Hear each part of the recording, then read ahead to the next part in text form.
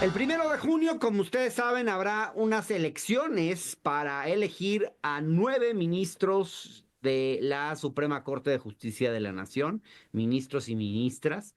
Se van a elegir también a la mitad de los jueces de distrito, magistrados de circuito y otros cargos del Poder Judicial de la Federación.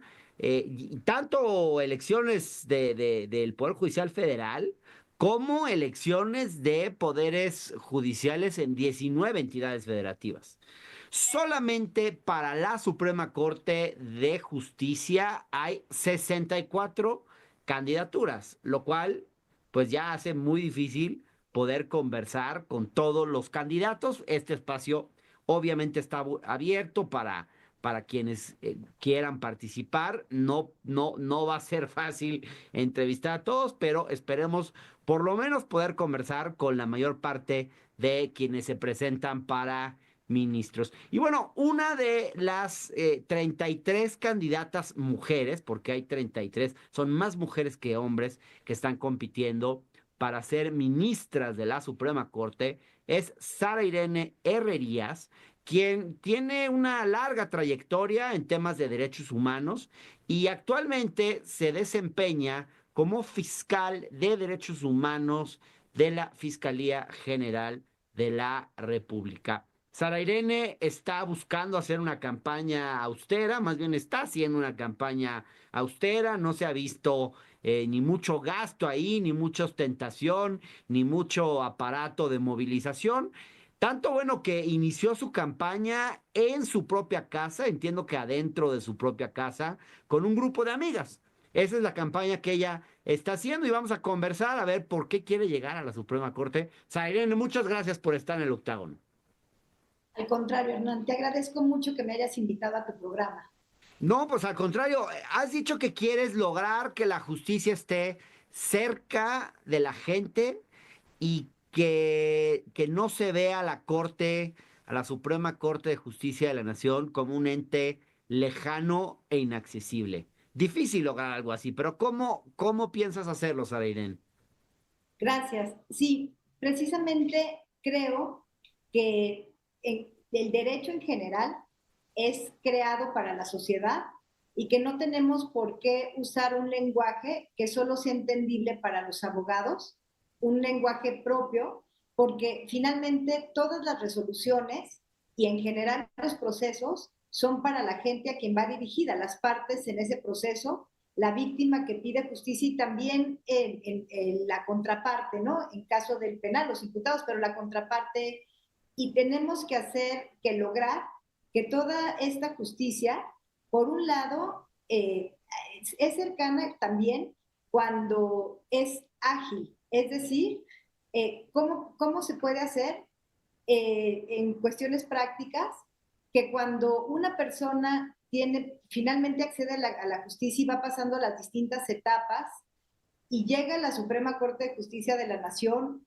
o un amparo que ya llega a una revisión, estos amparos para efectos, Hernán, en donde por cuestiones de forma regresa la justicia otra vez, ¿no? Va hacia abajo, eso se tiene que evitar.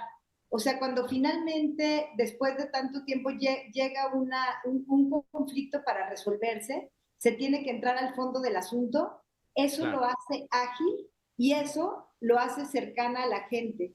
O Y sea, que una vez que llega a la corte, pues ya que se admita que no estén dando tanta vuelta, pues, de ires y venires con los amparos que llegan.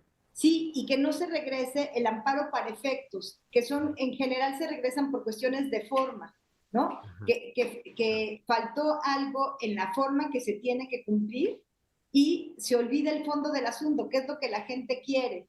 Yo insisto que una justicia que tarda años ya no es justicia para la víctima. Claro, necesitamos justicia pronta y expedita y una justicia accesible para la gente, que yo he escuchado el término justicia abierta, que es pues también que las mismas sentencias sean un poquito más entendibles. Cuando uno agarra una sentencia en México, a diferencia de lo que ocurre en otros países, porque si uno agarra, por ejemplo, una sentencia de la Suprema Corte de los Estados Unidos, pues son más cortas, más breves, al punto. Un periodista, un ciudadano las puede entender, no hace falta hacer. Yo creo que a veces aquí las sentencias no las entienden ni los propios abogados. Exactamente. Y justo lo que decías también, en lo entendible y en lo largo, se malentienden fundar y motivar. Fundar es justo establecer en qué preceptos legales se basa y motivar es cómo el hecho se adecua a esos preceptos legales. Pero no se tiene por qué repetir y repetir los conceptos de agravio y las pruebas. Se tiene justo que hacer los razonamientos específicos respecto de las pruebas para que, como tú dices, queden resoluciones más pequeñas y más entendibles para las personas. Y lo que creo siempre, y en la experiencia que tengo, como tú sabes, de muchos años, como en las distintas etapas de la justicia, creo que tienes que ponerte siempre en el lugar del otro. O sea, tienes que tener empatía y siempre imaginarte qué es lo que esta persona te dije, pero qué situación pasó esa persona. Claro. No puedes impartir justicia sin esa empatía, y no lo digo solo por la víctima, siento que tienes que también ser objetiva con las distintas partes, por una parte que llegan al conflicto. Pero respecto a la corte, Hernán, también creo que cada resolución al momento de que se tiene que determinar, también tienes que ver qué impacto social tiene esa resolución específica en toda la comunidad, Sí, ¿no? No claro. solo en estas partes. Totalmente. Te he visto recientemente acompañando a la secretaria de Gobernación en algunas de las reuniones con familiares de desaparecidos. Tú vienes de la Fiscalía General de la República, eres una alta funcionaria en la Fiscalía. ¿Cómo ha sido esa experiencia y de qué manera eso te coloca en una mejor posición para ser ministra de la Corte? Pues este tema, el delito de desaparición, es algo que yo conozco desde hace tiempo, o sea, que conozco a las personas, a las víctimas indirectas y algunas directas que han sobrevivido a la desaparición. Desde hace muchos años estuve en Províctima, que surge cuando el Movimiento por la Paz, con Justicia y Dignidad, y desde entonces he conocido a muchas familias, a muchas víctimas. Creo, Hernán, que es de los delitos con mayor impacto no saber dónde está tu hijo, si está vivo, si está muerto, si está sufriendo, si lo tienen detenido en un lugar y lo están maltratando. No hay nada peor que esa incertidumbre. Y sí siento que justo al atender, igual que en estas reuniones, llevo mucho tiempo atendiendo a estas víctimas, y sí creo que justo al atender a la víctima tienes que justo ponerte en ese lugar, ¿no? Ella está pensando en esto, está sufriendo esto, y yo no, y yo como Estado mexicano tengo que darle una respuesta. A ella no le importa si es fuero común o fuero federal. Claro, Quien nos tenemos totalmente. que coordinar somos nosotros, las autoridades, para darles a ellas una respuesta. La gente lo que necesita es que les resuelvan sus problemas y no que los Exactamente. funcionarios se estén pasando la bolita entre ellos, ¿no? Así es. Y Ahora, Sara Irene, hablemos un poquito de política porque pues la Corte también es un órgano donde se hace política, pues, ¿no? Se ha dicho que durante el gobierno de López Obrador, los ministros de la Corte se extralimitaron en sus funciones y que desplegaron un activismo pocas veces antes visto. Se ha criticado, por ejemplo, que entre 2018 y 2021 especialmente, se rechazaron más iniciativas presidenciales que en los 30 años previos, por ejemplo. O sea, sí que incluso Norma Piña trató de utilizar a la Suprema Corte casi como si fuera un órgano de oposición. ¿Cómo ves esto y qué sería distinto si llegaras a la Suprema Corte? sí, considero eso muy importante, Hernán. Siento que la división de poderes es que solo que cada poder haga su función. Ajá. Con que cada poder haga su función, ahí está la división de poderes. Y sí siento que el Poder Judicial se extralimitó al momento en esta cuestión de la autonomía judicial. creaba normas en vez de aplicar las normas que le toca hacer al Poder Legislativo, ¿no? Considero que qué quiero hacer cuando yo llegue a la Corte, justo, hay normas de argumentación jurídica y tú tienes que aplicar en cada caso concreto la ley a través de estas normas de interpretación y no crear normas propias en esta, para mí, malentendida autonomía judicial. Y en esa interpretación va también esta parte humana de la justicia social. Sí tienes que ver estas desigualdades que existen en la sociedad y que uno tiene que volver estas desigualdades, borrar esos obstáculos para que haya esta igualdad jurídica, ¿no? Esto Ahora, creo que sí tiene que ser.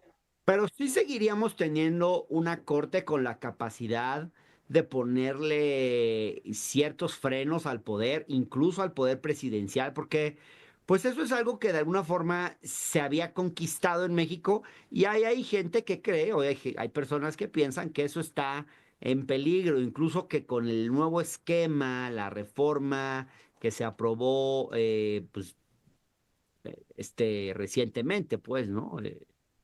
Septiembre del año pasado, se perdería un poco del protagonismo que ha tenido la Corte y que sería un órgano pues más débil que antes. ¿Lo ves así con esta reforma? ¿Y qué hacer para que la Corte no pierda ese protagonismo? Porque sí es importante también ponerle un freno al poder desde ese órgano, ¿no crees? Sí, yo considero lo que te comentaba, con que cada uno, el Poder Ejecutivo, el Legislativo y Judicial, cumplan con sus funciones, es esta coordinación entre los poderes, porque cada quien está ejerciendo sus funciones. Yo creo que con eso ya hay este equilibrio de poderes que Claro. tú comentas. Bien, bien, bien. Pues, Sara Irene, entiendo que vas a seguir haciendo, eh, que vas a seguir trabajando, pues, en tu función en la fiscalía y que vas a hacer campaña en tus ratos libres. Ahora, ¿no te pone eso un poquito en desventaja? Pues es una campaña nada más de 2 meses y pues hay otros candidatos y candidatas que están dedicados de tiempo completo a promoverse, incluso muchos de ellos con grandes estructuras, sindicatos que los están apoyando, organizaciones. ¿Tienes posibilidades de llegar a la Suprema Corte, de que se conozca tu mensaje si no haces lo que están haciendo, digamos, muchos de los demás? Es por eso que te agradezco de verdad muchísimo este espacio, Hernán, porque sí, mi posibilidad de que la gente me conozca es precisamente justo a través de todas estas entrevistas, a través de las redes que tengo, que siempre son en las distintas redes Sara Irene Revías, creo que lo que me diferencia de muchos de los candidatos es esa experiencia que tengo tanto en la prevención del delito como Ministerio Público en la Procuración de Justicia. Fui 13 años proyectista de sala penal. Sé la responsabilidad que es dictar una sentencia que tiene que ver con la libertad de las personas, con su patrimonio, esta posición de los particulares frente al Estado. Y finalmente en CEGOP, cuando fui titular de la Unidad de Derechos Humanos y estuve en la CNDH, considero que esta visión que tengo de más de 30 años como servidora pública es lo que me da la diferencia y la sensibilidad para poder llegar a la Corte y darle una respuesta a la ciudadanía. Sí, creo que eso es lo que tiene que hablar por mí y sí tiene que ser, como tú dices, aún así, para que voten por ti, tienen que conocerte, ¿no? Soy el número 16 Número de la 16. mesa para ministra y pues sí, voy a buscar mucho más difusión en las redes y por eso te agradezco muchísimo este espacio, Hernán. No, pues ahí estamos, está el espacio abierto además para cualquier otro candidato o candidata. Nos vamos a concentrar en la Suprema Corte porque está difícil cubrir a tantos candidatos, son demasiados, pero bueno, te agradezco mucho por estar en el octágono, Sara Irene. No, al contrario, Hernán, de verdad y quedo a tus órdenes. Muchísimas gracias. Gracias. Gracias. Faltan 5 minutos.